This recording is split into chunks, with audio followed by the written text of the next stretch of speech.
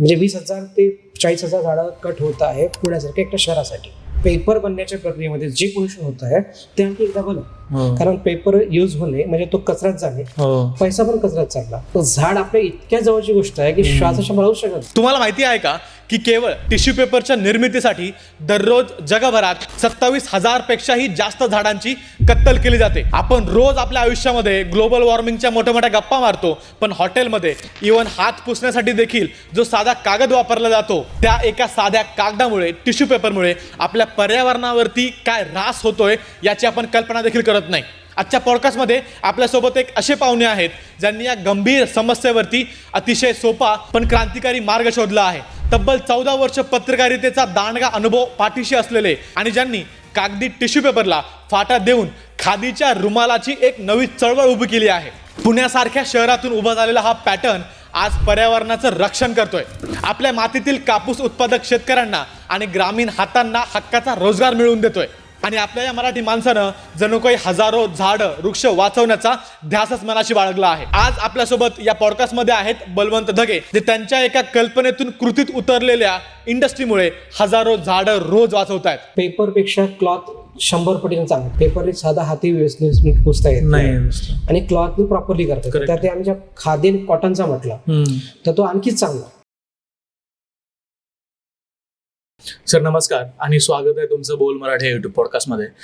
तुम्ही पर्यावरणासाठी खूप चांगलं काम खूप वर्षांपासून करताय.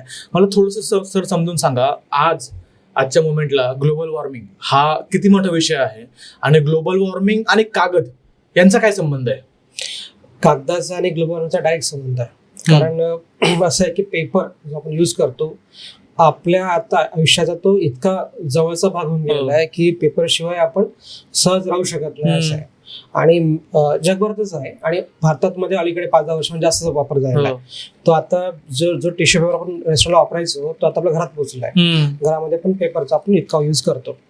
तर या सगळ्यामध्ये इतका पेपरचा यूज होणार म्हणजे कुठेतरी झाडांची कत्तल होणार, झाडांची गरज पडणार. बरोबर. मग जर झाडांची गरज पडेल याचा अर्थ झाड कटिंग होणार, जंगल कमी होणार. असा काही डेटा आहे का तुमच्याकडे की समजा एवढे किलो कागद आपल्याला बनवायचं असेल तर किती झाडांची कत्तल व्हायला? आहे ना आम्ही तोच विचार करू. म्हणजे तो डेटा जेव्हा कळला तेव्हा शॉक बसला आणि त्या शॉक नंतर आपल्याला कळलं की आपल्याला त्यामध्ये काम करणं गरजेचं आहे. शॉक असं आहे की एक रेस्टॉरंट जर बघितलं जे मिड साईज रेस्टॉरंट म्हणजे 100-150 कवरचं रेस्टॉरंट आहे, ते साधारण महिन्याला 100 ते 150 किलोचा पेपर यूज करतात. आणि इतका पेपर प्रोडक्शन करण्यासाठी जवळपास एक झाडाची कत्तल होते. 100 किलोसाठी एक झाडाची कत्तल होते. हा ऍव्हरेज मध्ये जे आहे एका झाडाची कत्तल होते. म्हणजे एक झाड कटिंग होतं तेव्हा कुठं एक मॅच्युअर झाड म्हणजे तेव्हा कुठे आपल्याला 100 किलो पेपर मिळतो. आणि एक रेस्टॉरंट किती किलो पेपर वापरत असेल? जवळपास ऍव्हरेज 100-150 किलो वापरतो. 100-150 किलो म्हणजे 100 झाडांची कत्तल एका रेस्टॉरंटसाठी होत आहे. म्हणजे आपण जर फक्त पुण्याचा विचार केला, पुण्यामध्ये 20,000 रेस्टॉरंट आहेत. म्हणजे त्यात ते 10,000 रेस्टॉरंट आहेत ते मिड साईज आहेत आणि बाकीचे रेस्टॉरंट म्हणजे जे अनरजिस्टर्ड आहे, आपण टपरी बघतो जिकडे सगळे, त्याची तर लिमिट नाही. मला माहित नाही त्याचा डेटा पण नाही. जर 20,000 रेस्टॉरंट पकडले तर 20,000 झाड तर मिनिमम पाहिजे कट होतात महिन्याची. म्हणजे 20,000 ते 40,000 झाडं कट होत आहे पुण्यासारख्या एकट्या शहरासाठी. या लेवलने होत आहे. तुम्ही विचार करा की फक्त महाराष्ट्राचं म्हणजे मुंबई तर पुण्या डबल आहे. बरोबर. आणि अशी शहरं महाराष्ट्रामध्ये 10 ते 15 शहर आहेत. पुण्याचं नागपूर आहे, कोल्हापूर आहे, सोलापूर, नाशिक, संभाजीनगर आहे, इतकी मोठे शहर आहेत. मग जर आणखी गावात जाऊन बघितलं सगळं ठीक आहे, टिश्यू पेपर तर सगळीकडे युज केला जातो. आणि फक्त हाच विषय नाही की टिश्यू पेपर झाड कटिंग होत आहे. टिश्यू पेपर बनण्याची प्रक्रिया आहे, त्याच्यामध्ये जे गॅसेस निर्माण होत आहेत, जे पोल्युशन होत आहे त्याचं लिमिटच नाही आहे. काय कोणते गॅसेस निर्माण होतात? मला तुम्ही जर प्रोसेस सांगू शकाल की टिश्यू पेपर नेमका बनतो कसा? त्या झाडाच्या कत्तलीपासून तर काय प्रोसेस त्याच्यामध्ये होते? याच्यामध्ये असं आहे की वुडन पल्प आहे. झाडाचा पल्प जो आहे तो पल्प बनतो. झाडाला कटिंग होता पल्प बनतो. पल्प बनण्यासाठी झाडाला हे करावं लागतं. पल्पची जी प्रक्रिया आहे त्यामध्ये पण केमिकल प्रोसेस आहे. त्यानंतर जेव्हा पेपर बनतो त्या पेपरमध्ये प्रेसिंग आणि बाकीचा प्रोसेस आहे. याच्यामध्ये पण पोल्युशन होतं. कारण शेवटी तुम्ही इतकं मोठं झाड, सॉलिड झाड आहे, त्याला आपण जाळतो म्हटलं त्याचा इतकं राख व्हायला लागतं. किंवा जे सिंपल प्रोसेस बघितलं आपण तर तिची पूर्ण प्रक्रिया आहे आणि इतका फाईन पेपर बनतोय. जर सिम्पल आता हँडमेड जो पेपर आहे ज्यांनी बघितलं माहिती आहे की हँडमेड पेपर इतका फाईन बनू शकत नाही विदाऊट केमिकल प्रोसेस. तर त्यासाठी जे काही केमिकल प्रोसेस होत आहे त्यातून जे गॅसेस बाहेर निघत आहेत त्या गॅसेसचे वेगळे नाव आपण ड्रिंक जाऊन त्यामध्ये. परंतु या पर्यावरणामध्ये आपण नुसता पेपर वापरण्यात झाड कटिंग करतोय हा वेगळा भाग झाला. परंतु पेपर बनण्याच्या प्रक्रियेमध्ये जे पोल्युशन होत आहे ते आणखी एकदा भलं. या दोन प्रकारे आपण पर्यावरणाचा ऱ्हास करतोय पेपर युज करण्यामध्ये. आणि आपल्याकडे मोमेंट आहे, लोक म्हणतात की पेपर वापरू नका किंवा गोष्टी आहे. प्रॅक्टिकली कुठे आहे पण ऑप्शन कुठे आहे? बरोबर दिसतंय तिथेच हे येते की पेपर शिवाय ऑप्शन नाही अशी हे झालं.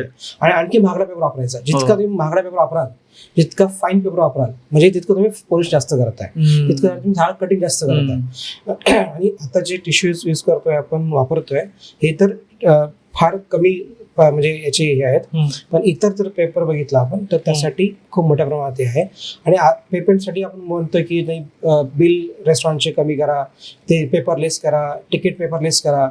याचं जर व्हॅल्यू बघितलं की पेपरचा यूज तिकीटसाठी किंवा त्यासाठी आणि पेपरचा यूज रेस्टॉरंटमध्ये जो कचरा होतोय त्याचा आणखी तिसरा प्रॉब्लेम परत आहे. पेपरचा जो यूज करतोय आपण तो गार्बेज बनतोय, म्युनिसिपॅलिटीला परत त्रास आहे तो गार्बेजला हे करायसाठी. म्हणजे 3 प्रकारे पेपरमुळे पर्यावरणाला किंवा समाजाला त्रास आहे. एक झाडं कटिंगचा, दुसरा पोल्युशन प्रक्रियेचा आणि तिसरा म्हणजे गार्बेज बनवायचा. आणि त्याचा दुर्गंधी बनणार ते वेगळाच भाग.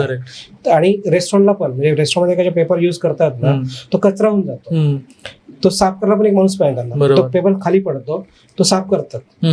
आमचा जो नॅपकिन पर्याय आहे ना या तिन्ही याला सोल्युशन आहे. बरोबर. तर पर्यावरणाचा हिशोबाने बघितलं आपण तर एक कॉन्शियस लिव्हिंग ज्याला म्हणू शकतो की पर्यावरणाच्या जाणीवपूर्वक जगण्याच्या याच्यामध्ये पेपरचा यूज किती एलिमिनेट करता येईल आणि त्याला ऑप्शन्स काय मिळतील ते बघितलं पाहिजे. बरोबर. फक्त भाषण देणं किंवा कॅम्पेन करणं किंवा व्हॉट्सअप मेसेज करणं किंवा फेसबुकवर ते लिहिणं इतका पर्याय नाही. आणि हे कुणी करतं फक्त बोलण्यासाठी, पण ऍक्च्युअली प्रॅक्टिकली ते करणं खूप गरजेचं आहे. मला सर समजून सांगा की जर आज मला मी जर म्हटलं की मला पेपर वापरायचा नाही, माझ्याकडे काय ऑप्शन्स आहेत, मी काय गोष्टी वापरू शकतो विदाऊट? आम्ही तर एक स्केल बघितली टिश्यू पेपर युज होण्याची आणि त्या टिश्यू पेपरच्या युजला कसं कमी करता येईल. इव्हन रेस्टॉरंटमध्ये ऍटलिस्ट म्हणजे मोस्टली टिश्यू पेपर रेस्टॉरंटमध्ये मोस्टली यूज होतं. घरात पण आता व्हायला लागलं. घरामध्ये लोकांनी पेपर युज नाही करायला पाहिजे. पर्याय आहे की तुम्ही नॅपकिन घरात ठेवा, गरजच नाहीये तशी तर काही वॉश बेसिन असतं. तर हे काय होतं ना की एक म्हणजे वरून एक प्रवाह चालत जातो की तो युज करतोय आपण युज करतोय किंवा एक स्टँडर्डचा एक प्रकार आला. प्रत्येक तुम्ही कारमध्ये बघाल तर टिश्यू पेपरचा एक बॉक्स पडलाच असतो. करेक्ट.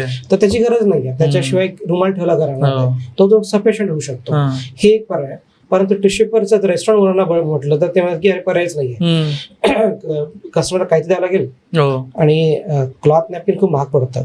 लॉन्ड्री आहे त्याच्यानंतर त्याचं लॉन्ड्रीचा हायजीनचा इश्यू आहे. त्यानंतर लॉन्ड्रीचा टाइमचा इश्यू आहे, तो रोज आणून देईल का. परत ते पॅनिक नको व्हायला, गेस्ट बसले आणि नॅपकिनच नाहीये. ही फार पॅनिक सिच्युएशन आहे रेस्टॉरंटसाठी आणि कस्टमरचा एक्सपिरियन्स खराब होतो. कस्टमर एक्सपिरियन्स खराब आहे. दुसरं कसं आहे की हे खूप बेसिक गोष्ट आहे, वाटायला खूप छोटं वाटतं. जर आपण आता जसं बघितलं की आजपर्यंत कुठल्या रेस्टॉरंट ओनरनी हिशोबच नाही काढला की मला पेपर किती वेळ लागतात. आणि तुम्ही शॉक कराल की जर 20,000 रेस्टॉरंट पुण्यात आहे आणि एक रेस्टॉरंट ॲव्हरेजली म्हणजे मी तुम्हाला 150 कवरचं म्हणतोय 10,000 रुपये खर्च करता महिन्याचे. फक्त 1.25 लाख रुपये खर्च होता महिन्याचा पेपरवरती, टिश्यू पेपर करते. म्हणजे किती पैसा आपण वेस्ट करतोय, कचऱ्यात टाकतोय. सिम्पल म्हणजे कारण पेपर युज होणे म्हणजे तो कचऱ्यात जाणे, पैसा पण कचऱ्यात चालला. करेक्ट. त्या ठिकाणी जर विधायक म्हणजे रेस्टॉरंटात काम उभं होत असेल की ज्या क्लॉथ युज करण्यातनं आपण पर्यावरण रक्षण करतोच आहे, सोबत तो पैसा विधायक कामाला लावतोय, रोजगार देतोय त्या माध्यमातून, तर फार मोठी गोष्ट होत आहे. तर वाटायला खूप छोटं हा गोष्ट वाटतंय, पण रेस्टॉरंटच्या लेवलला रेस्टॉरंट सुरूच होत नाही जोपर्यंत टेबल लागत नाही, पेपर लागत नाही. तर हा याच्यातनं पर्याय मोठ्या प्रमाणात होऊ शकतो की आपण रेस्टॉरंटला नॅपकिन प्रोव्हाइड केल्यानंतर पेपर झालाय. आता पुण्यामध्ये 100 रेस्टॉरंट असे आहेत आणि मोठे रेस्टॉरंट्स आहेत ज्यांनी पेपर पेपरलेस झाले आहेत. राईट.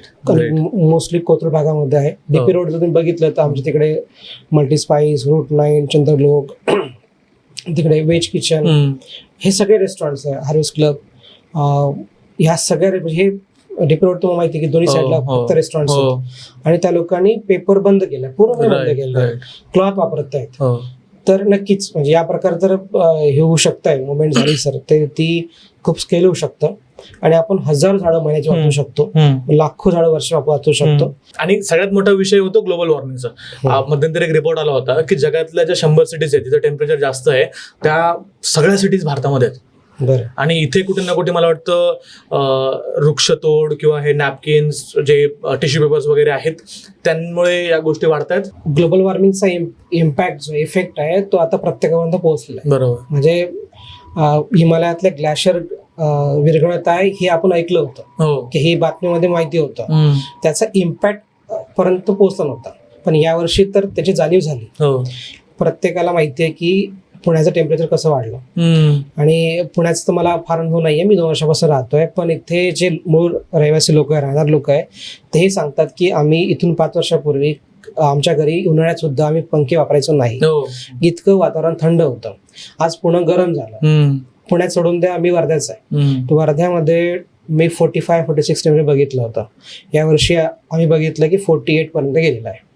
तर हे टेम्परेचर कसं जात आहे, आज याची झळ प्रत्येकापर्यंत कशी पोहोचली आहे हा विचार तर करावाच लागेल. बरोबर. मग ते जे वृक्ष तोड होत आहे हे आता फक्त ऐकण्यासारखा विषय राहिला नाही, तर तो अनुभवाचा विषय झाला. बरोबर. आपल्या आयुष्यावरती परिणाम आले ना, आजच्या रोजच्या लाईफमध्ये आलेला आहे. तर ते पेपर वापरू नका हे सांगणं आता जितकं म्हणजे युक्तिसंगत आहे, कारण त्याचं इम्पॅक्ट डायरेक्ट पोहोचलेला, प्रत्येकापर्यंत पोहोचलाय.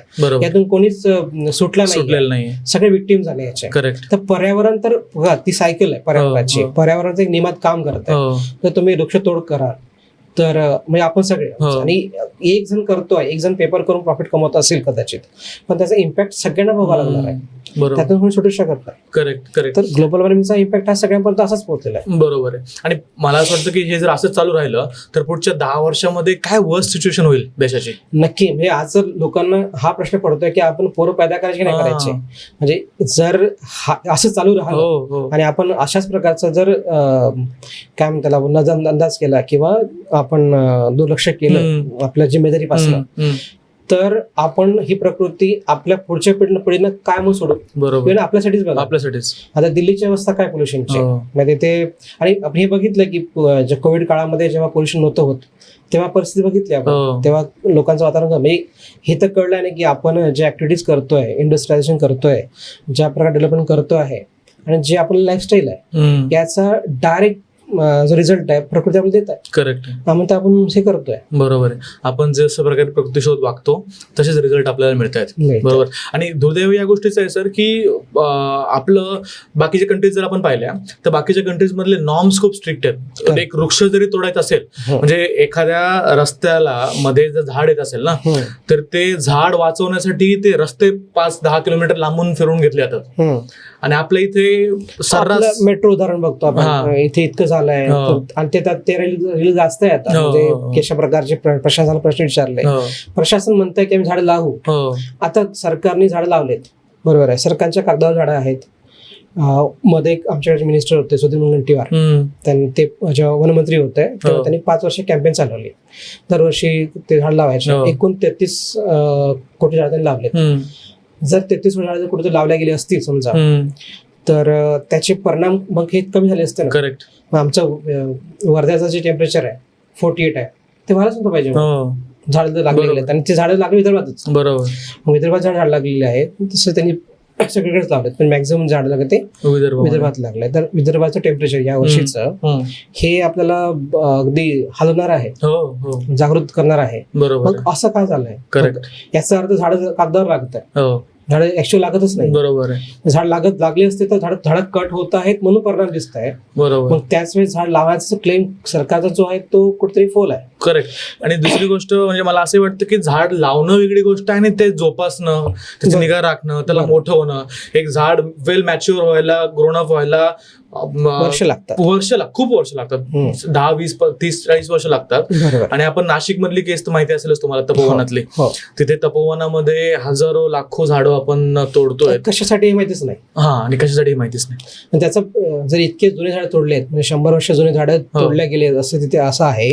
खरं बघितलं तर त्याचा आपण भरपाई कशाने करू शकू, नाही होणार, करू शकत नाही. आणि त्याचा इम्पॅक्ट पडला, तो इम्पॅक्ट बरोबर कसा घडवा. बरोबर. आणि तो एक झाड तोडणं म्हणजे आता आपल्याला सगळ्यांना माहिती आहे की आपला श्वास कुठून मिळतो, ऑक्सिजन कुठून मिळतं, झाडापासून. बरोबर. पण झाड आपल्या इतक्या जवळची गोष्ट आहे की श्वासाच्या राहू शकत नाही. बरोबर. मग तोडू कसं शकतो ते, हा प्रश्न आहे ना. बरोबर. तर आणि सरकारी मग का तोडावं, कुणी पण का तोडावं. मग डेव्हलपमेंट जर करायचं, मी आता उदाहरण दिलं की इतर ठिकाणी झाड तोडण्यासाठी इतकं सगळं लागतं, परमिशन लागतंय. इथे झाड तोडले जातात आणि मग हे होतं. आता तुम्ही राहुल गांधीचं पण ते बघितलं, त्यांनी जाऊन अंदमानला गेले, ते नाशिकचं प्रकरण आहे, पुण्याचं प्रकरण आहे, सगळ्या भारतात प्रकरण चालू आहेत. मागे इथलं मुंबईचं होतं ते मेट्रो शेडचं. असे अनेक विषय आहेत. आपण झाड तोडणं हा इतका मोठा गुन्हा असायला पाहिजे की कारण तो श्वासाशी रिलेटेड आहे, आपल्या जगण्याशी रिलेटेड आहे. कारण कसं होतं ना, आता जेव्हा आपल्याकडे जंगल मोठ्या प्रमाणात होते त्याचा परिणाम नाही जाणवला, पण आता जंगल 11% उरले देशामध्ये. तर एवढ्या कमी जंगलामध्ये आणि तेथेही आपण झाड तोडत असू तर नक्कीच हा गंभीर विषय, खूप गंभीर विषय आहे. आणि पर्यावरणाच्या दृष्टिकोनातून विचार केलाच गेला पाहिजे. लाईफस्टाईल आपल्याला आपली बदलली पाहिजे किंवा त्या दृष्टिकोनातून काय योग्य आहे ते शोधलंच गेलं पाहिजे. बरोबर. आणि तसंच जीवन जगण्याचा प्रयत्न केला गेला. मला सर थोडंसं तुमचं बॅकग्राऊंड समजून सांगायचंय. तुम्ही खूप वर्षांपासून एक चळवळच आहे मी म्हणेल, ज्या प्रकारचं तुम्ही काम करत आहात, तर तुमच्याकडे यासाठी काय सोल्युशन आहे? तुम्ही कशा प्रकारे झाड वाचवावं यासाठी तुम्ही कशा प्रकारे काम करता? तुमची सुरुवात कशी झाली होती? नक्की. गेल्या मी 10 वर्षापासून खादीच्या क्षेत्रामध्ये खादी प्रोडक्शन करणे, म्हणजे खादीचा जो कापड आहे, हँडस्पन, हँडवूवन, चरख्यावर धागा बनणे, हँडलूम वरती कापड बनणे. आणि याचा उद्देश हा होता की जसं मी विदर्भाचा आहे, विदर्भामध्ये जे मेन क्रॉप आहे ते कॉटन आहे. आणि कॉटन ग्रोविंग फार्मरची जी अवस्था गेल्या 20 वर्षापासून तुम्ही पेपरला वाचलं असाल की फार्मर सुसाईड करतात. फार्मरला तो पूर्ण डिपेंडेंट आहे, म्हणजे बीज घेण्यापासून तर एंड प्रोडक्ट म्हणजे क्रॉप विकण्यापर्यंत, कापूस विकण्यापर्यंत तो कम्प्लिटली डिपेंड आहे बाजारावरती. बाजार त्याला वेगवेगळ्या प्रकारचं लोअर करतं, म्हणजे त्याला प्रलोभन देतं आणि तो वेगळ्या प्रकारचे बियाणं खरेदी करतो की जास्त यील्ड मिळेल, जास्त प्रोडक्शन मिळेल. आणि तसं होत नाही. त्याच्यानंतर काय होतं की जेव्हा प्रोडक्शन जास्त येतं आणि सडनली बाजारभाव कमी होतो. म्हणजे तुम्हाला आश्चर्य वाटेल, आणि ही वास्तविकता आहे महाराष्ट्राची, की शेतकऱ्याचा जो खर्च आहे एकरी, त्या खर्चा इतकं उत्पन्न पण मिळत नाही. बरोबर. मग त्याचे जे व्याजाचे पैसे उचलले असतील, कारण त्यावेळेस त्याला पर्यायच नसतो पैसे उचलला, आणि बँक क्रॉप लोन मध्ये पण लिमिटेशन आहे, ते प्रत्येकाला मिळत पण नाही आहे. ज्याला मिळतंय त्याचं तो हे आहे. या सगळ्या प्रक्रियेमध्ये शेतकऱ्याचं जर इकॉनॉमिकल स्थिती बघितली ती प्रचंड खराब आहे. तर यासाठी मी ऑप्शन शोधलं होतं की खादी ही गाव स्तरावरती घरास्तरावर बनवू शकते, घरामध्ये चरखा लूम लावून करू शकतो. आम्ही ते केलं. बरोबर. आणि दुसरं हे होतं की पेपरचा प्रश्न हा मला 2017 पासून डोक्यात चालला होता. मी एक अमेरिकेच्या व्यक्ती, भारताच्या इथेच आहेत ते पण अमेरिकेत असतात, त्यांनी असं म्हटलं होतं की इकडे मुवमेंट चालली आहे की पेपरचा यूज कमी करावा अमेरिकेमध्ये. अमेरिकेमध्ये. आमचं तेव्हा माझ्या ब्रँडचं सेवाग्राम खादी आहे, तर सेवाग्राम खादी प्रोजेक्ट आम्ही बनवलं होतं की पेपरला आपण पर्याय का शोधू शकतो का. आणि ही वेळ होती, पण विचार चालू होता बऱ्याच दिवसापासून की काय ऑप्शन होऊ शकतं का, कुठे होऊ शकतात, स्पेशली नॅपकिन आणि सगळ्यामध्ये, तर रेस्टॉरंटला वगैरे सगळं करू शकतं का. आणि पण मात्र माझ्या या कामात वेळ फार मिळत होता. पण नंतर जेव्हा कोविडच्या नंतर विचार करायला वेळ मिळाला आणि तेव्हा खरंच जाणवलं की पर्यावरणाचे रक्षण करण्याचे फायदे काय. तर ज्या प्रकारे एन्व्हायरमेंट म्हणजे चांगलं व्हायला लागलं, जर दिल्ली सारख्या गोष्टी आपण ऐकलेल्या, तर मग तेव्हा हे होतं की आपण काम आता केलं पाहिजे, काहीतरी पर्याय शोधलाच पाहिजे. बरोबर. आणि सगळ्यात जो मोठा मला दिसलाय पेपरचा जो मोठ्या प्रमाणात यूज होतोय तो दिसलाय टिश्यू पेपर, म्हणजे पेपर नॅपकिन जे रेस्टॉरंटमध्ये होतात, तर त्याला पर्याय देता येईल का, हा विषय होता. तर मी मित्राशी बोललो माझ्या, जे रेस्टॉरंट होणार आहे, ते बोलले की चांगली गोष्ट आहे पेपर न वापरता क्लॉथ वापरणं, पण 2-3 गोष्टी मेन आहेत. म्हणजे एक तर ते कॉस्टिंग परवडत नाही. दुसरं त्यांचं म्हणणं होतं की आम्ही जर पेपर न वापरता क्लॉथ वापरले तो लॉन्ड्री कुठे करू, आम्हाला प्रत्येक एम्प्लॉय ठेवायला लागेल, माणूस ठेवायला लागेल. त्याच्यानंतर लॉन्ड्रीची आम्ही बाहेर दिली तर त्याची वेळ आली पाहिजे. करेक्ट. परत हे नको आलं की गेस्ट आलेले आहे आणि डायपिन्स नाही मग परत पेपर वापरा. करेक्ट. तर हे सगळं नको व्हायला पाहिजे. तर आणि दुसरं आहे की जर लॉन्ड्री जर करायची असेल तर लॉन्ड्री घेऊन जाणारा रोज आला पाहिजे किंवा तो विकली जे काय असेल त्या प्रकारे. तर मग याच्यावर विचार केला की आपण असं प्रोडक्ट डेव्हलप करू शकतो का जे प्रोडक्ट पेपरच्या कॉस्टमध्ये बसेल आणि रेस्टॉरंटचे हे जे हेडॅक आहे लॉन्ड्री हायजीन त्याच्यानंतरचे लॉजिस्टिक्सचे हे सगळे आपण सांभाळू शकतो का याच्यावरती एक विचार केला कळलं की हे होऊ शकते. आणि मग आम्ही ते एक पायलट वर्ध्यात चालवला. काही लोक रेस्टॉरंटचे डेली बेसवरती करून बघितलं. कस्टमरचे मतं बघितले. कस्टमरला प्रचंड आवडलं की ही गोष्ट चांगली. पण कसा पेपर आणि क्लॉथ यात फरक आहे. क्लॉथ आहे पेपर आहे. पेपरने साधा हाती व्यवस्थित पुसता येत नाही आणि क्लॉथनी प्रॉपरली करतात. त्यात आम्ही ज्या खादी आणि कॉटनचा म्हटला तर तो आणखीच चांगला. राईट. दिसायला पण चांगला आहे. रेस्टॉरंटचं जे वाईब आहे ती चेंज करतो ते. आणि आम्ही तर कस्टमाइज देतोय. म्हणजे तुमच्या रेस्टॉरंटच्या एम्बियन्स नुसार तुम्हाला आम्ही कलर लोगो साईज सगळं कस्टमाइज आहे. आणि सोबत मग आम्ही विचार केला की आम्ही लॉन्ड्री पण द्यायची आहे आणि त्याची कॉस्टिंग पण पेपरची आली पाहिजे. बरं. आता यातून आम्ही एक उदाहरण पण देतो की एक पेपरची जी कॉस्ट आहे साधारण रेस्टॉरंटमध्ये ते 20 पैसे ते 60 पैसे आहे. डिपेंड करते रेस्टॉरंटचा कोणत्या क्वालिटीचा पेपर वापरतो त्यावर. बरोबर. जर आपण 20 पैसे जरी पकडला तर एक 20 पैशाचा आणखी खूपच लो ग्रेड पेपर आहे. असा पेपर एक गेस्ट साधारण 10 ते 20 वापरतात. 10 पकडा, मिनिमम 10 पकडा. 2 रुपये त्याची कॉस्टिंग आहे. जर तो 40 पैशाचा असेल तर 8 वापरतात, 4 रुपये होतात. म्हणजे 2-4 रुपये तर एक गेस्ट मध्ये खर्च होतोच. मग हे होतं की 2 रुपयाच्या आतमध्ये 2-3 रुपयाच्या आतमध्ये आपण हा प्रॉब्लेम सॉल्व्ह करू शकतो का. ओके. हा पर्याय होता. मग किंवा जर एखादा एक रेस्टॉरंट आहे ज्यांचा 150 कव्हर आहे त्यांचा 10 ते 15,000 महिन्याचा खर्च आहे पेपरला. कारण फुटवर डिपेंड करतो. आम्ही त्यांना बोललो की तुमचा जो पेपरचा खर्च आहे तो आम्हाला सांगा. त्या खर्चामध्ये आम्ही आमचं क्लॉथ बसवून देऊ. अगर आमचं फक्त प्रॉफिट कमवणं हा उद्देश नाहीच आहे. दुसरा उद्देश जो मेन आहे तो रोजगार निर्माण करणे आणि इकडे पर्यावरणाला सपोर्ट करणे. पेपरचा यूज कमी करणे हा पर्याय. मग त्यातनं आम्ही हे मॉडेल डेव्हलप केलं. ओके. ते म्हणजे या सगळ्या प्रश्नासाठी हे सोल्युशन आहे. बरोबर. की आणि यात फार मोठं इम्पॅक्ट आहे. म्हणजे इम्पॅक्टच्या दृष्टीने जर बघितलं आपण जसं मी अगोदर बोललो की एक रेस्टॉरंट महिन्याला 1 झाड कट करत आहे. करेक्ट. असे रेस्टॉरंट किती आहे महाराष्ट्रामध्ये तरी. पुण्यामध्ये 20,000 आहे ना. सगळ्या शहरामध्ये म्हणजे नाशिकात 4,000 रेस्टॉरंट्स आहेत. मुंबईत 40,000 रेस्टॉरंट असतील. म्हणजे मुंबई ठाणे नवी मुंबई बघितलं आपण 43,000 रेस्टॉरंट वर रेस्टॉरंट आहेत. हे रेस्टॉरंट्स आहेत म्हणजे जे रजिस्टर्ड आहेत कुठल्या ऑर्गनायझेशन मध्ये. आणि त्याच्या व्यतिरिक्त हे बाकीचं अनऑर्गनाइज मार्केट खूप मोठं आहे. तर याचा अर्थ होता की पेपरचा किती उपयोग केला जातो आणि आपण सरास करतो आणि कोणालाच भान नाही आहे.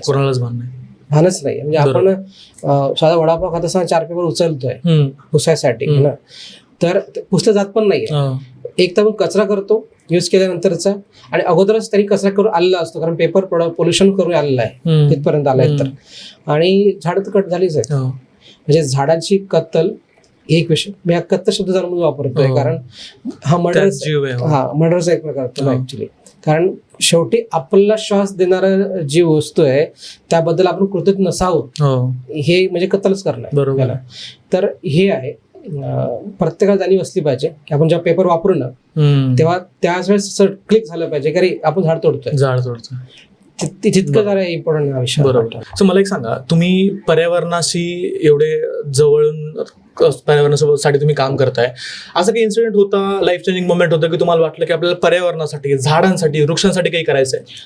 नक्की. मी मुळात जर्नलिस्ट आहे. म्हणजे मी माझं एज्युकेशन जर्नलिझम मध्ये आणि मी टाइम्स ऑफ इंडियामध्ये काम पण केलं इतके वर्ष. तर पर्यावरण आणि लोकल प्रश्न सरळ तर या सगळ्यांशी जवळचा संपर्क आला. म्हणजे समजता आलं याच्यामध्ये. आणि आपण जर बघितलं ना कोरोनाचा जो वेळ होता म्हणजे 2020-21 जो वाईचा वेळ होता त्यावेळेस जेव्हा लॉकडाऊन लागलं होतं त्यावेळेस आपली अवस्था काय झाली. आपण जे इतकं जो भ्रम होता शहरीकरणाचा की शहरामध्ये सगळं काही आहे, शहराच्या पर्याय नाहीये. कुठे गेलेत लोक?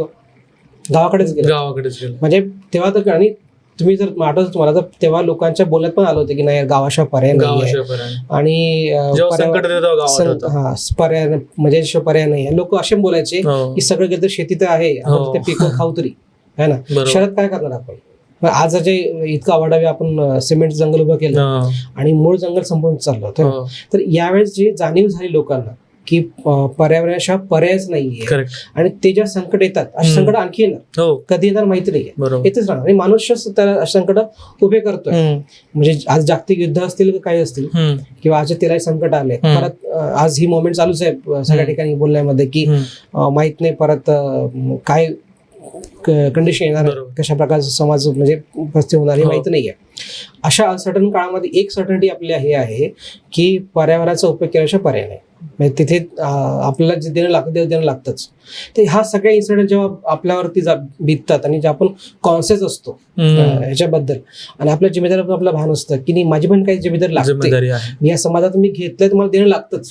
तर ते देणं लागण्याच्या प्रक्रियेमध्ये मग माझ्यानं काय होईल, फुलं फुलाची पाकळी होऊ शकते. तर मग तो पर्याय करून मी हे विचार केला की पेपर वाचवायचा, पेपरचा यूज फक्त बोलण्यापुरतं ठेवायचं नाही आणि कृतीतून करायचं. तेव्हा आपण ही कंपनी अशा उभी केली. Okay, great. तुमची सुरुवात खादीपासून झाली होती आणि खादीचाही खूप मोठा इतिहास राहिलेला आहे. स्वातंत्र्य लढ्यामध्ये महात्मा गांधीजी, तुम्ही विदर्भातले आहात तर तिकडे देखील खादी खूप मोठ्या प्रमाणामध्ये खादीचं काम केलं जातं. तर तुम्हाला खादीचं काम करण्याची ती काय कसं काय सुरुवात झाली तुमची? बरं, बेसिकली मी वर्ध्याचाच आहे. वर्ध्यामध्ये जे सोशल मुवमेंट्स आहेत म्हणजे समाजामध्ये प्रश्न काय चालले, समस्या काय आहेत आणि त्या समस्येला निर्माण सोल्युशन कसं काढायचं याबद्दल सतत तिकडे काही ना काही चालू असतं. काही कधी मोमेंट असतात कधी, ते मी नेहमीपासून बघत आलो लहानपणापासून. तर ते माझ्या डोक्यात नेहमी होतं की मला काहीतरी करायचंच आहे. पत्रकार होण्याची कारण तेवढीच होते की समाजाची वाचा बनलं पाहिजे, समाजाचं आपण निर्भीडपणे बोलू शकलो पाहिजे आणि जेव्हा आपण तसं बोलू तेव्हा समाज बदलेल. बरोबर, हे होतं. पण आजचं जे मीडिया बघितलंय तर इम्पॅक्ट कृतीतून होतो, तुमच्या बोलण्यातून आणि लिहिण्यातून इतका इम्पॅक्ट तो काळ गेला. आता कृती करून दाखवावं लागेल, मॉडेल उभं करून दाखवावं लागेल, असं सांगण्यानं होणार नाहीये. तर खादी बेसिकली एक कापड आहे जे आपल्या सगळ्यांची गरज आहे आणि मग कापड असावं. आज जसा नॅपकिनचा विषय, पेपरचा विषय आहे ना, त्यापेक्षा एक गंभीर विषय हा याचा आहे म्हणजे फास्ट फॅशनचा आहे. फास्ट फॅशन जे आज लोक यूज करतायत, म्हणजे इतके कपडे भरले जात आहेत ना वॉर्डरोब मध्ये की कधी घालायचे माहित पण नाही, म्हणजे कपडे आहेत आपल्याला आठवत नाही, इतके आपण कपडे घेत जातोय. आणि ही शेवटी बिझनेस कन्झ्युम्स आहे. तुम्ही कन्झ्युमर आहात तर कन्झ्युम करत राहा, तेव्हाच बिझनेस चालत राहील. पण कॉन्शियसली जर बघितलं तर हे दिसून येतं की आपल्याला ऑप्शन शोधावे लागतील पर्यावरण रक्षणासाठीचे. मग आम्हाला हे होतं की विदर्भामध्ये जो मेन प्रॉब्लेम आहे फार्मर्सचा, म्हणजे त्याचं जे डिपेंडन्सी आहे फार्मर्सची ते पूर्ण कॉर्पोरेट वरती आहे आणि याच्यामध्ये सरकारी काही फार काही मोठा प्रमाणात करत नाही. आणि म्हणून मग खादीला जर बघितलं तर खादीला कंटेम्पररी मॅनर मध्ये उभं करणं, आजच्या फॅशनच्या प्रकारे आणणं गरजेचं होतं. आम्ही ती सुरुवात केली, ते कसं करता येईल म्हणून मी परत माझं हे सोडून मी मुंबईला शिकवतो. मुंबई सोडून मी वर्ध्यात गेलो आणि विचार केला की आपल्याला ग्राउंडवरती काम करावं लागेल. म्हणजे तेव्हा कुठे हे प्रॉब्लेम सोडवू शकतील कदाचित आणि एक मोमेंट उभी करावं लागेल की लोकांना की तुमच्या जे कच्चा माल आहे त्याला घर स्तरावरती प्रक्रिया करून त्याचे बाजार मूल्य तुम्ही ठरवलं पाहिजे. बाजार मूल्य ठरवणार जर दुसरा कोणी असेल जोपर्यंत आहे, की तुमचे बियाणाचं देणार दुसरा कोणीतरी आहे जोपर्यंत आहे, तोपर्यंत शेतीचे प्रश्न सॉल्व्ह होणार नाही. बरोबर, कधीच होणार नाही. सरकारने किती उपाययोजना आणल्या, सरकारने कर्जमाफीचे प्रकार आणले, जोपर्यंत ह्या गोष्टी होणार नाही तोपर्यंत शक्य नाही. दुसरं, शेतकऱ्यामध्ये जे आसमानी संकट आहे म्हणजे पाऊस आणि हे सगळ्याचा अवेळ येणारा पाऊस किंवा सरकारने सांगणं की पाऊस या महिन्यात येणार, लोक पेरणी करतात, पाऊसच येत नाही, दुबार पेरणी, एवढा खर्च करून आपण जर आज आपल्याकडे एवढं सायन्स डेव्हलप करून आपल्याला हे कळत नसेल की पाऊस कधी पडणार आहे, तर खर्चाला पण अर्थ नाहीये आणि आपण तेवढं डेव्हलप करायला पाहिजे. नाही तर मग शेतकऱ्यांचं जे सायकल स्वतःची होते त्यांची परफेक्ट होते. करेक्ट. आणि जर बियाणं त्यांचा खर्च असेल ना तर ते एकदा बियाणं वाया गेलं तरी हरकत काही नाहीये. पण आज एवढं महागाचं बियाणं घ्यायचं ज्याच्यावरती 70% रॉयल्टी विदेशी कंपन्यांची आहे, अशा बियाणं घ्यायचं विकत, त्या टेक्नॉलॉजीचं GM क्रॉप्स सगळे, आणि त्यातनं जेव्हा तिबार पेरणी करावं लागते ना, तुम्ही त्या शेतकऱ्यांची अवस्था बघा. तो त्याच्याकडे क्रॉप लोन मधून बँकेने घेतलेले पैसे पुरत नाही त्याला प्रायव्हेट रेंटरकडे जावंच लागतं. मग त्याची ही जी अवस्था आहे ही जर चेंज करायची असेल इथपासनं तर शेवटी बाजारापर्यंत तुम्ही अशा फिल्म बघितल्या असेल की शेतकरी गेलाय बाजारामध्ये आणि त्याला भाव मिळत नाही, त्याची अवस्था काय होते है ना. पण हे वास्तव आहे, हे एक फिल्म नाहीये, हे कुठली नुसती कादंबरीची कहाणी नाहीये, हे वास्तव आहे. आणि हे किती टक्के लोक जगत आहे माहिती तुम्हाला? आज विदर्भातले 70-80% लोक हेच जीवन जगत आहे. मोठे कास्तकार जे आहेत त्यांची वेगळेच प्रश्न आहे. पण आमच्याकडे जो ऍव्हरेज कास्तकार आहे, शेतकरी आहे, तो 5 एकर 7 एकर 8 एकर हाच आहे. त्याच्यावर जे आता शेतकरी उरले नाही. 20 एकर शेतकरी फार मोठा झाला, खूप मोठा. तर ह्या शेतकऱ्यांची अवस्था जर ग्राउंडला जाऊन बघितली ना तर हे कम्प्लिटली डिपेंडेंट आहे मार्केटवर. सगळ्यात म्हणजे रॉ मटेरियल परचेस पासनं तर शेवटी भाव मिळण्यापर्यंत याला ऑप्शन मात्र खादीच आहे. तर खादीला इतका सुंदर फॅब्रिक बनवू शकतो आम्ही, तो बनवला. मी घातलं शर्ट माझंच आहे खादीच आहे. तर हे गाव सरळ बनवू शकतो, धागा गावात बनवू शकतो, कापड गावात बनवू शकतो. आणि त्याच्यानंतर तुमची जे म्हणजे शेतीतनं जे सतत उत्पन्न मिळत नाही, वर्षभर उत्पन्न मिळत नाही, एका वेळेस मिळतं असं न होतं. तुम्ही सतत उत्पन्न कमवू शकता. चरखा चालवा, हँडलूम चालवा, कापड बनवा, तो कापड विका. तसे नक्कीच ऑर्गनाइज पद्धतीने काम करावं लागेल. हे एका व्यक्तीचं काम नाही करणं.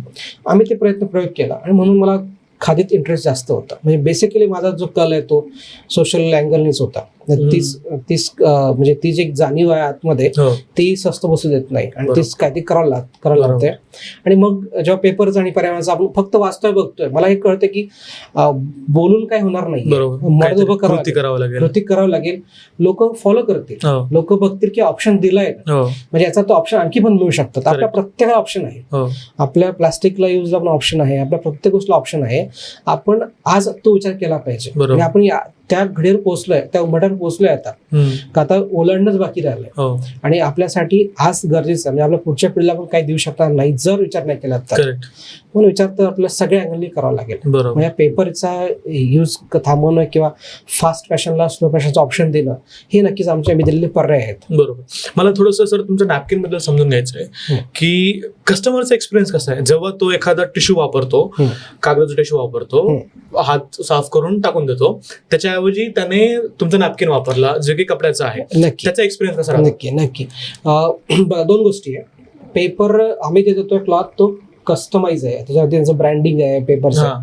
लुक वाईज बघितलं तर पेपरपेक्षा क्लॉथ 100 पटीने चांगलं दिसतं. करेक्ट.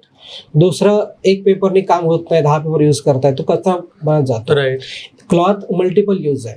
तुम्ही लॅपवर ठेवताय, इथे लावतायत, हात पुसतायत, मल्टिपल यूज करतायत. जो छोटा मुलगा असेल तो पण करतोय. हा एक त्याचा फायदा म्हणजे यूज आहे. दुसरं असं आहे की पर्पज जो आहे हात पुसणे जेवणानंतरचा किंवा अगोदरची काही आहे, पूर्ण रेस्टॉरंट मध्ये काही खरकट पडलं लागलं अंगाला ते पुसणं, हा पेपरने सॉल्व्ह होत नाहीये, क्लॉथनी सॉल्व्ह होतो. ही पेपरची संस्कृती युरोपियन आहे. हा म्हणजे तसं जर आपण जर पाहिलं, आपण सगळं तिकडचं अडॅप्ट करत आलोय, ब्लाइंडली अडॅप्ट करतोय. आणि तिकडे टिश्यू तर टॉयलेटमध्ये पाणी नाही वापरत, टिश्यू वापरतात. मला वाटतं आपल्या ज्या दिशेने आपण चाललोय ना, आपण काही दिवसामध्ये आपण म्हणजे मी तुम्हाला तेच म्हटलं, सुरुवातीच म्हटलं की ही 20 वर्षाची परंपरा आहे. 15-20 वर्षापूर्वी असं नव्हतं, आपण इतका पेपर युज करत नव्हतो.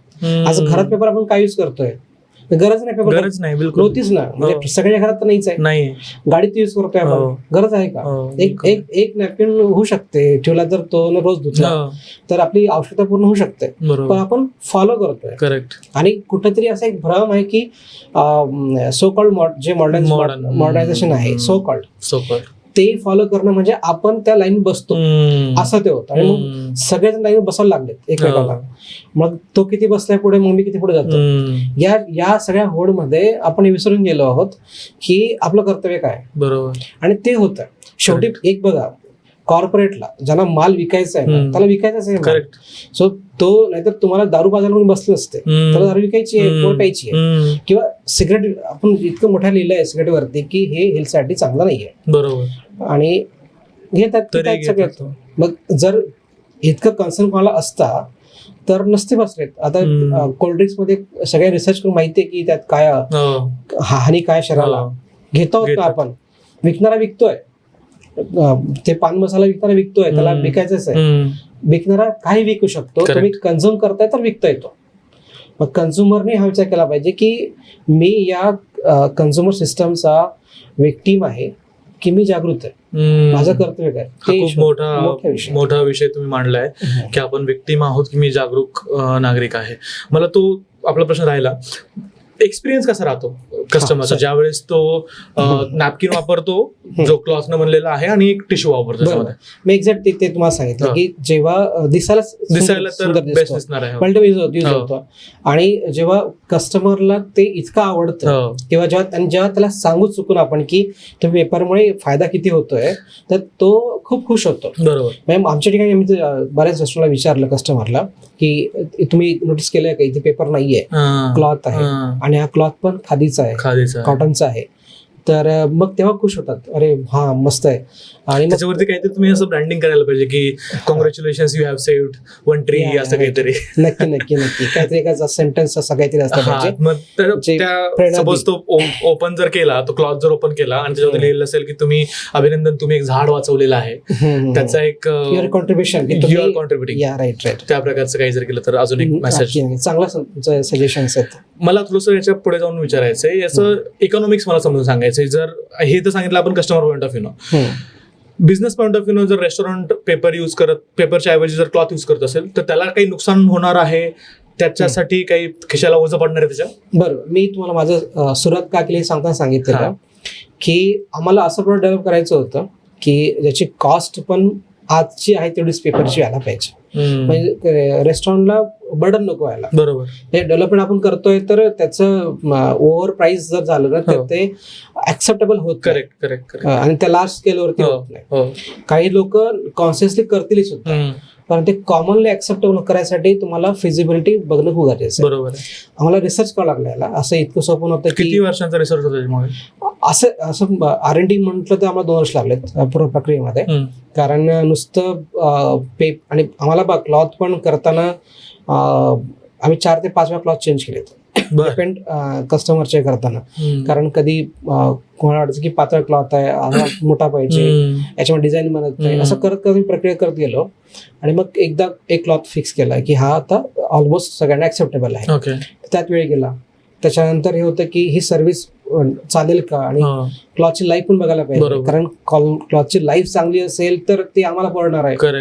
तर आम्ही चार्ज रेस्टॉरंट तेवढाच काय करू, कारण त्यांचा ऑडिट जो खर्च चाललाय महिन्याचा तो त्याच खर्च बसला पाहिजे. त्यांना 10% मागे पुढे होऊ शकतो तर तितकं ऍक्सेप्टेबल पण आहे. बरोबर. परत एकदम जर तुमचा 100% 50% झाला, त्यांचा 5,000 खर्च आहे, तुम्ही 10,000 चार्ज मागताय, इम्पॉसिबल आहे. 5,000 जर त्यांचा खर्च 10,000 खर्च असेल तर 10,000 तुम्हाला देणं गरजेचं आहे. आणि मग ते कसं करायचंय तर रिव्हर्स जे पूर्ण प्रक्रिया असते ती आम्ही केली. आणि त्यातनं आज जर आमचं इकॉनॉमिक्स बघितलं तर मी सांगेल की रेस्टॉरंटचा जो आजचा पेपरचा खर्च आहे आम्ही त्याच खर्चामध्ये क्लॉथ नॅपकिन देतो. अगदी कस्टमाइज करून क्लॉथ आहे, तुम्ही रेस्टॉरंटला अपग्रेड करत आहात, एक फाईन एक्सपिरियन्स देतात रेस्टॉरंटला. आणि आमच्याकडे असं नाही की फक्त लक्झरी रेस्टॉरंट्स आहेत, आमच्याकडे लक्झरी आहेत, मिड साईज आहे, फाईन डाईन आहे, सगळ्या प्रकारचे. इव्हन आम्ही QC म्हणजे क्विक सर्व्ह रेस्टॉरंट त्यांना पण आम्ही पिच करून बघतोय की तुम्ही पण बघून बघा. शेवटी आपला उद्देश हा पेपरचा यूज कमी करणं आणि कस्टमरला चांगला आणि त्यातही रेस्टॉरंटला परवडलं पाहिजे, हा आमचा उद्देश आहे. बरोबर. मला सांगा की तुमची ही जी कन्सेप्ट आहे napkin replacement for tissue paper, आता सध्या मार्केटमध्ये अशी एखादी कंपनी आहे की जे असं प्रकारचं काम करते? अजून तरी मला कोणी मिळालं नाही. मी सोशल मीडिया बघतोय, इंस्टाग्राम, एखादी वेबसाईट बघतोय तर सेम कॉन्सेप्टने कोणी काम करत नाही. काही हॉस्पिटलला वगैरे करणारे लोक आहेत, ते स्पेशल लिनन मध्ये काम करत आहेत, पण ते जनरल मार्केट ज्या प्रकारे मी करतो तसं तरी मला आढळलं नाहीये. इंडियामध्ये पण नाही, आउट ऑफ इंडिया पण नाही. हा माझा फोकस इंडिया होता, इंडियात तर नाहीच आहे. भारतामध्ये कोणीच असं करत नाही. का वाटतं तुम्हाला की का बरं आतापर्यंत कोणी असा विचार नसेल केला? बघा कसं आहे की बिझनेस करणं आणि सोशली बिझनेस करणं थोडा फरक आहे. म्हणजे प्रॉफिटचं माइंड ठेवून व्यवसाय सुरू करणार आपण बघतो, त्याला सगळं आपण सगळ्यांना बिझनेस म्हणतो जे बघताय. एंटरप्रेन्योर जो असतो ना तो थोडा वेगळा विचार करतो की समाजात प्रॉब्लेम काय आणि प्रॉब्लेम सोल्युशन काय. ते सोल्युशन पण व्हायला पाहिजे, प्रॉफिट पण व्हायला पाहिजे. माझं बॅकग्राऊंड पण असं आलंय की मी थोडा सामाजिक क्षेत्रात काम गांधी वाचलाय किंवा वर्ध्याच्या वातावरणात वाढलोय, तर थोडं प्रत्येक विचार करायला प्रक्रिया माझ्यात ते दिसतं. म्हणजे मला मी खाद्याचा विचार करेल तरी माझी जी बांधिलकी आहे समाजासाठी ती मला अडवते, त्याच्यानंतर तीच मला प्रेरणा देते. तर पेपर की या बिझनेसमध्ये येण्याच्या मागे पण तेच कारण आहे आणि याच्या पूर्वीच्या खादीच्या व्यवसायात येण्याचं कारण पण तेच आहे. म्हणजे जेव्हा आपण समाजाला बघतो ना आणि समाजाला बघितल्यानंतर आपल्याला जेव्हा जाणीव होते की समाज ही समस्या आहे त्या सॉल्व्ह केल्या पाहिजे, बरोबर, तर ती प्रत्येकाला व्हायला पाहिजे, प्रत्येकाला होते असेल. परंतु मला माझी जी आतलं जी आहे ती प्रवृत्त करते की मी ते जावं आणि करावं. आणि म्हणून मग पण कसं आहे की तुम्ही जोपर्यंत फायनान्शियली ओके होणार नाही, सस्टेन होणार नाही, गोष्टी पण फायदा होणार नाही तर मग तुम्हाला मार्ग करायला जसं आपण बघतोय की पॉलिटिशियन जातात आणि लोक त्या पण करतात किंवा मग तर असे बिझनेस शोधले पाहिजेत ज्याच्यातून आपली सामाजिक बांधिलकी पण जपल्या जाईल प्लस कमवता पण आणि फार नाही कमवता येणार. ट्रॅडिशनल बिझनेसेस पेक्षा तुम्हाला मी इथे असं प्रचंड मार्जिन आहे किंवा असं शक्य नाहीये तुम्हाला, कारण इथे मेहनत आहे, लोकांना प्रत्यक्षात ते द्यायचं आहे, रोज नेऊन द्यायचं आहे, रोज वॉश करायचं आहे. पण आनंद माहिती कुठे मिळतो जेव्हा आपण एखादी गोष्ट विचार करतो आणि ती कृती होते आणि जेव्हा ते लोक ऍक्सेप्ट करतात, तो जो फील आहे तो नक्की एक जे त्याचं मोजणे कुठेच नाही, त्या समाजाचं मोजणे कुठेच नाही आहे. आणि आपल्याला दिसतंय की आपल्या विचार आला, तो आपण उतरवला, आज लोक वापरत आहेत, त्यातनं आपण कमवत आहोत आणि लोकांना घर चालवतो लोकांचे. आज त्याच्यामुळे फायदा होतोय. म्हणजे तो कापड प्रोडक्शन करणाऱ्यापासनं तर एंड लॉन्ड्रीमध्ये काम करण्यापर्यंत व्यक्तीपर्यंत आपण त्यांच्या आयुष्यात जेव्हा कंट्रीब्युशन करतोय काहीतरी, आपल्या जगण्यातून 4 लोकांना फायदा होतोय. शेतकऱ्यांसाठी काय फायदा आहे बरं याचा, जे तुम्ही आमचा क्लिअर उद्देश हा आहे की जर हे नॅपकिन सगळ्यांनी ऍक्सेप्ट करायला लागलेत तर मीच तुम्हाला सांगतोय की शेतकऱ्यांचा ज्या प्रक्रिया गाव स्तरावर करायची आहे, तर माझं बॅकग्राऊंड खादीचं आहे, मला माहिती आहे खादी कशी बनते. आम्ही घराघरात गावागावामध्ये खादी बनवू शकतो. आज गावांचे प्रश्न सॉल्व्ह होऊ शकतात. यात समाजाचा खूप मोठा समाज जेव्हा आर्थिक विकसित होतो ना, त्याचे अर्धे प्रमाण सॉल्व्ह होतात. बरोबर.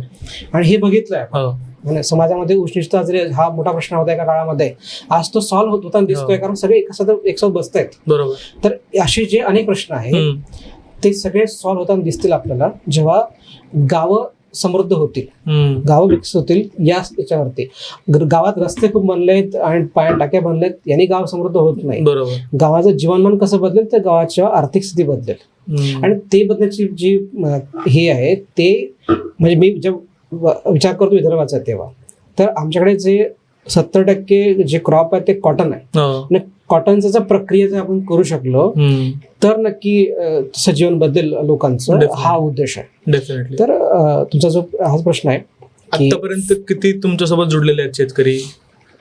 बघ आता आम्ही फार कमी प्रमाणात आहोत, 100 रेस्टॉरंट करत आहोत. जेव्हा आम्ही 1000 रेस्टॉरंट पर्यंत पोहोचू तेव्हा साधारण 5000 लोकांशी आमचं जोडलं असेल आणि 5000 शेतकऱ्यांनी इनडायरेक्टली बेनिफिट करू. 5000 शेतकरी म्हणजे 5000 शेतकरी कुटुंब आणि 5000 कुटुंब म्हणजे तुम्ही कमीत कमी नाही म्हटलं तरी एका कुटुंबाचे 5 जर पडले 20-25 हजार लोकांना डायरेक्ट तुम्ही इम्पॅक्ट कराल.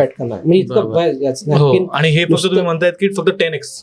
हा 10x करेक्ट. बरोबर. म्हणजे आमचं टार्गेट आहे वर्षभरात. बरोबर. आणि मी आशा करतो की तुम्ही लवकरात लवकर तो आकडा जो आहे ते अचीव्ह कराल. नक्की. मला अजून एक सांगा सर, सध्या आता मार्केटमध्ये खूप सारे लोकही अवेलेबल असतील जे या फील्डमध्ये रिलेटेड वगैरे आहेत, परंतु ज्यावेळेस तुम्ही स्टार्ट केलं असेल त्यावेळेस तुम्हाला चॅलेंजेस आले असतील, तुम्हाला लोकांनी म्हटले असतील अरे काय करतोय तू, है ना?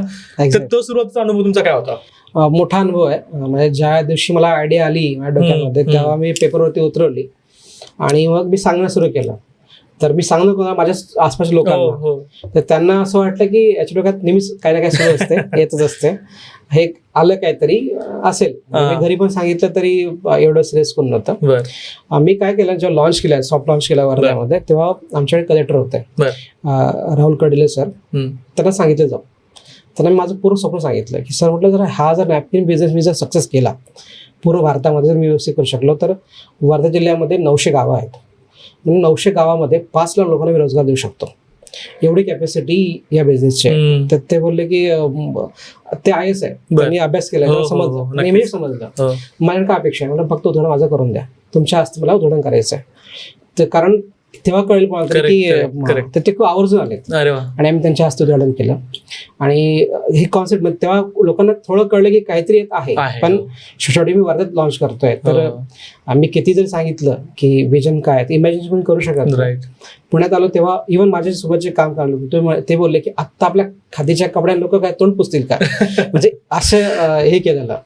तर म्हटलं भरोसा करा, माहित नाही काय बघा, आम्हाला जेव्हा आपण सुरुवात करतो तर माहित नसते की कुठे पोहोचणार आहोत.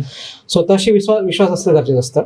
आणि तुम्ही इतरांना सांगत बसाल आणि सगळे बिलीव्ह नाही करू शकत, कारण आपण खूप टॉकेटिव्ह असतो, बोलत असतो, तर लोकांकडे हा एक बोलतोय यातला एक प्रकार काहीतरी आहे. पुण्यात आलो जेव्हा आम्ही तेव्हा खूप चॅलेंजेस होते. मी तुम्हाला सांगतो की 2 महिने जेव्हा आम्ही पुण्यात फिरलो, सातत रेस्टॉरंटला भेटतोय, कोणी आम्हाला ऑर्डर पण दिला नाही. ऑर्डर सोडा, आम्ही म्हटलं की डेमो देत तुम्हाला, डेमो तर देऊ द्या, बघा एक दिवस आमचं कसं करून. एका रेस्टॉरंट आम्हाला म्हणलं की ठीक आहे, एक डेमो करून बघू, वाटलं तर ऑर्डर करू. अशा आम्ही सुरुवातीला 2-3 महिने डेमो देत राहिलो.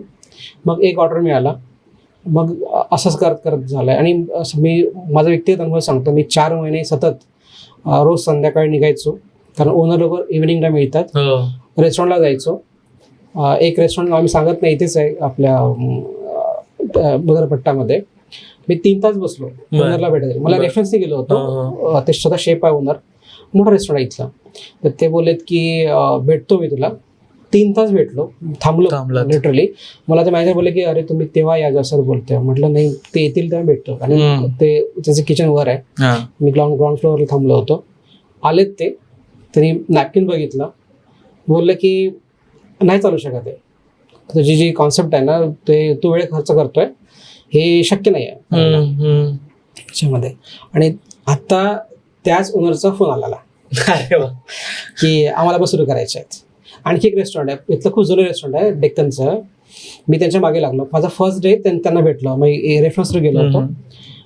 तर त्यांना मी सतत मेसेज, व्हॉट्सॲपवरती कॉल सतत करून मी 18 महिने कॉल केले त्यांना. अरे बापरे. 18 महिन्यानंतर त्यांनी ते माझ्या मागे लागले आता की मला पाहिजे, आणि आम्ही ते रेस्टॉरंट सुरू केलं. तर हे होतं, म्हणजे तुमचं पर्सिव्हरन्स पाहिजे, कंटिन्युटी पाहिजे, मागे लागून राहा, होणारच आहे. आणि आज जेव्हा ते माहिती काय बोलले की जेव्हा मी जर ऑर्डर प्लेस केला, तो बोलले की आता माझं नाव सांग सगळ्यांना, तुला सहज ऑर्डर मिळतील. बरोबर. तर हे होतं. बरोबर. तर चॅलेंजेस आहे, हताश होतो आपण. मी 4 महिने फिरलो कंटिन्यू, मला ऑर्डर नाही मिळायचे आणि कंटिन्यू जायचो. मला होतं की नाही, आपल्याला हे सक्सेस करायचं. आणि त्यावेळेस बघितलेले स्वप्न आणि ग्राउंड याच्यावर आपला जो टसल रियालिटी वेगळी असते, तेव्हा आपण सोडतो. ते आपल्याला वाटतं की कशाला आपण करतोय, होईल का नाही, जेव्हा आजच होत नाही तर पुढे काय माहिती होणार की नाही होणार, असं होतं. बरोबर. आणि आपला सगळ्यात इम्पॉर्टंट पैसा चालला असतो, बर्न होतोय, आपण एम्प्लॉय पोचतोय, आपण सगळ्या गोष्टी होतोय, आपण कॅम्पेनिंग करतोय, आपला रोज बर्न होतोय. एकीकडे बर्न होतोय, दुसरीकडे सक्सेस मिळत नाहीये. त्यावेळेस काय असेल ना, ते एक बघितलं आहे. स्वप्न बघायला खूप चांगलं आहे. मी अख्खा देशामध्ये जाईल, मी म्हणजे युनिकॉर्न बनवेल इथपर्यंत ठीक आहे. पण जेव्हा मुवमेंट होत नाही, जेव्हा लोक ट्रस्ट करत नाही, लोकांचा हा उद्देश आहे, त्यांचा पण बरोबर आहे की नवीन कोणतरी आलाय आणि कॉन्सेप्ट घेऊन येतोय, किती प्रॅक्टिकल आहे माहित नाहीये, त्याची तो किती टिकेल आहे माहित नाहीये. मला एक असं बोलला, आमचं जे उदाहरण म्हणायचं ते तिरंगा भवन रेस्टॉरंट आहे, त्या ओनरने जेव्हा ऑर्डर केलेला, ते बोलले की मी तर असं कोणाला ऍक्सेप्ट करत नाही, पण त्यांना पण एक रेफरन्सने फोन केलेला होता. ते बोलले की त्यांनी म्हटलंय म्हणून आम्ही नक्की सुरू करू, पण मला भीती आहे की मी आज अपग्रेड करेल, जर उद्या तू जर नाही सप्लाय करू शकला तर. मी त्यांना बोललो की सर, मी ना माझ्या बिलीव्ह करा, मी 10 वर्षापासून क्षेत्रामध्ये आहे खादीच्या, आणि खादीच्या क्षेत्रात तोच टिकू शकतो ज्याला सामाजिक जाणीव आहे किंवा उद्देशासाठी काम करतोय. बरोबर. एक विजन, प्रॉफिटसाठी काम करणारा व्यक्ती नाही टिकू शकणार. मी विजनसाठी काम करतोय. तर त्यामुळे तुम्ही त्याला जे सांगितले कॉन्सेप्ट त्यांना पटले, ते तो म्हणतोय की मन खूप चांगलं, चल एक ट्राय तर करून बघू, बंद पडून त्या बघू. आज सुरू आहे आमचं सगळ्यात टॉप म्हणजे म्हटलं तर ते रेस्टॉरंट आहे. अशा अनेक आहेत म्हणजे ज्यांनी आमचे व्हिडिओ केला आणि सुरुवात केली. मोठे रेस्टॉरंट्स आहेत, रेस्टॉरंट्स आहेत, हिप्पी अँड हट सारखे चेन आमच्या सोबत आहे, बरेच आहेत जे चांगला मोठे रेस्टॉरंट आहेत. पण आहे चॅलेंजेस छोटे नसतात, असतात बरोबर, फार मोठे definitely असतात. पण आपलं आहे की आपण त्यालाच entrepreneur म्हणतो, जो चॅलेंजेस स्वीकार करतो, सोल्युशन शोधतो, ऑप्शन देतो आणि पैसे कमवतो. बरोबर. मला एक शेवटचा प्रश्न, 1-2 प्रश्न तुम्हाला विचारायचे आहेत की तुम्हाला पुढच्या 10 वर्षांचं तुमचं विजन काय आहे? तुम्ही कुठे पाहताय या सगळ्या याला, कुठे पाहताय? नक्की माझा उद्देश हा आहे की जर मी जसं पुण्यामध्ये 1000 रेस्टॉरंट जर करू शकलो तरी सुद्धा 20,000 30,000 झाडं वाचू शकतो Correct. महिन्याचे. हो, जर मी 10,000 रेस्टॉरंट करू शकलो तर किती पर्यावरणाचं काम करेल, हो, की झाडं वाचवेल. सोबतच या माध्यमातून जो रोजगार निर्माण होणार आहे हो, तो रोजगार बघा किती मोठा होणार आहे. बरोबर. तो इम्पॅक्ट घडवायचा आहे आणि शेतकऱ्यांना समृद्ध कसं करता येईल हा उद्देश आहे. तर येणाऱ्या वर्षांमध्ये आम्हाला लोक जुळतील. हो. आता आम्ही पुण्यात सकट नागपूरला सुरू करतो आहोत. एक इंदोर पण इन्क्वायरी आलेली आहे. अशा इन्क्वायरी होतील, लोक जुळतील आणि आम्ही पॅन इंडिया जाऊ. 10 वर्षात तर पूर्ण देशात आम्ही असू असं आम्हाला वाटतं. ॲटलिस्ट मेट्रोज तर कव्हर करू हो. आणि लाखो झाडं वाचतील. हो. वाचू हा उद्देश ठेवू आम्ही. नक्कीच. आणि नक्कीच पर्यावरणाचा जो फायदा आहे आणि रोजगार निर्मिती जी आहे ती यातनं करायची आहे, असं मोठं टार्गेट घेऊन चाललो आहेत. ग्रेट. तुम्हाला काही ऑडियन्सला काही मेसेज द्यायचा आहे, जे आपले प्रेक्षक पाहत असतील त्यांना काही मेसेज द्यायचा? हो, नक्की द्यायचं आहे. प्रेक्षक म्हणजे प्रत्येक जण कन्झ्युमर आहे. करेक्ट. आणि प्रत्येक जण रेस्टॉरंटला जातो. हो, जेव्हा तुम्ही पुढे रेस्टॉरंटला जाल, जेव्हा नॅपकिन उचलाल, त्यात मला जाणीव झाली पाहिजे की आपण एक झाड तोडलेलं आहे. तो पेपर परत ठेवा. रेस्टॉरंटला सांगा की आम्हाला क्लॉथ द्या, हो, कापड द्या. ऑप्शन मार्केटला आम्ही आलो आहोत, हो, आमच्यापर्यंत अप्रोच करा. रेस्टॉरंटनी अप्रोच करावा, आम्ही त्यांना देऊ. रेस्टॉरंट ओनरनी कस्टमरला कॉन्शियस केलं पाहिजे, जाणीव दिली पाहिजे पेपरच्या लॉसची किंवा पेपरच्या प्रॉब्लेमची. आणि कस्टमर स्वतः डिमांड केली पाहिजे की आम्हाला क्लॉथ द्या. हे वाईस वर्सा आहे. बरोबर. आपलं सगळ्यांचं कर्तव्य आहे पेपरचा यूज कमी करणे आणि त्या माध्यमातून आपलं जे कर्तव्य आहे ते निभावणे. झाडांची कत्तल अल्टिमेटली आपण आपलं कर्तव्य निभावू शकतो. थोडासा चेंज करायचा फक्त. हा चेंज करावा हे नक्की मला सांगा असं. बरोबर सर, धन्यवाद. आणि मी खरंच ग्रेटफुल आहे तुम्ही आज स्टुडिओला आलात. धन्यवाद. तुम्ही खूप छान काम पर्यावरणासाठी करताय. तुमचा आतापर्यंतचा प्रवास देखील खूप प्रेरणादायी आहे. प्रत्येक मराठी माणसासाठी, प्रत्येक भारतीयासाठी प्रेरणादायी आहे.